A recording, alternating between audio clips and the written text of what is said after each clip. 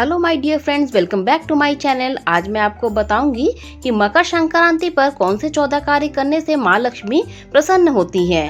मकर संक्रांति सूर्य उपासना का ऋतु पर्व है।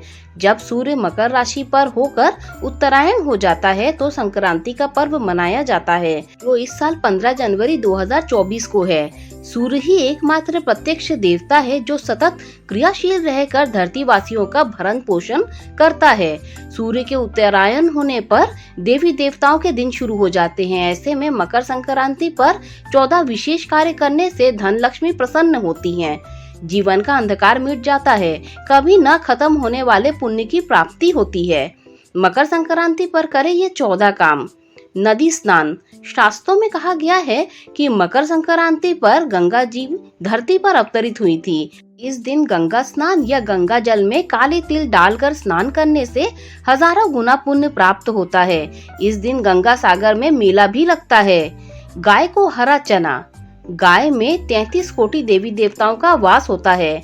मकर संक्रांति के शुभ अवसर पर गाय को हरा चारा खिलाएं। मान्यता है इससे सौभाग्य में वृद्धि होती है।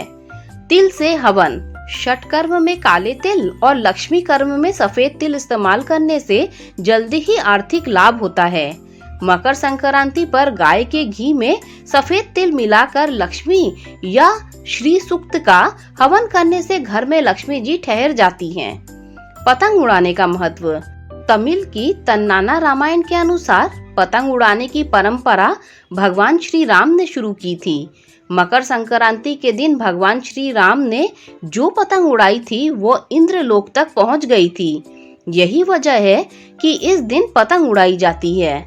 पतंग उड़ाने के पीछे उद्देश्य सूर्य के प्रकाश में समय बिताना है। वैज्ञानिक दृष्टि से देखें तो मकर संक्रांति पर सूर्य की किरणें अमृत समान होती है। तिल गुड़ का सेवन। तिल को दारिद्र्य नाशक कहा गया है। मकर संक्रांति पर ठंड रहती है, ऐसे में तिल गुड़ का सेवन करने से शरीर में स्फूर्ति आती है। व्यक्ति के आत्मविश्वास में वृद्धि होती है। दान। मकर संक्रांति पर काले तिल, सफेद तिल, गुड़, सुहाग सामग्री का दान करने से दुर्भाग्य मिट जाता है, गरीबी दूर होती है।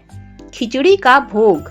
मकर संक्रांति पर विशेषकर चावल, दाल, सब्जियों, गुड़, घी से बनी खिचड़ी का भोग लगाया जाता है। मान्यता है इसके सेवन और दान से नवग्रह प्रसन्न होते हैं। पितृ तर्पण। पितरों को प्रसन्न करने के लिए मकर संक्रांति पर तर्पण करने का विधान है। इससे घर में खुशहाली आती है, वंश बढ़ता है।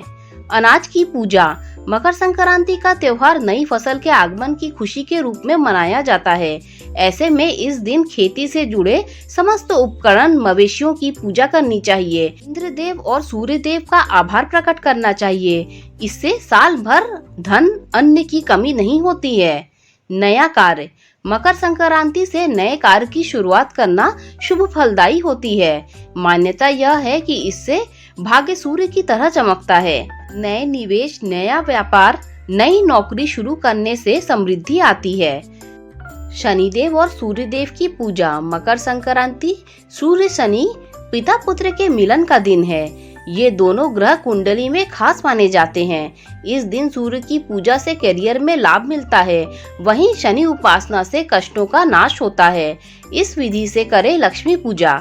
मकर संक्रांति के दिन स्नान के बाद 14 कौड़ियों को गंगा जल से स्नान कराकर पूजा करें। ओम संक्रांतये नमः मंत्र से 14 बार जाप करें। पूजा में घी का दीपक तुलसी के पास रखें और तिल के तेल का दीपक मुख्य द्वार पर रखें। इससे लक्ष्मी आकर्षित होती हैं।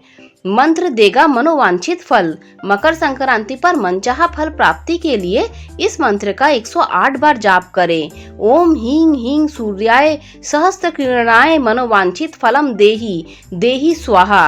झाड़ू खरीदे। मकर संक्रांति के लिए झाड़ू खरीदने से माँ लक्ष्मी प्रसन्न होती हैं। दोस्तों, वीडियो अच्छी लगी हो तो लाइक, शेयर, सब्सक्राइब कीजिए।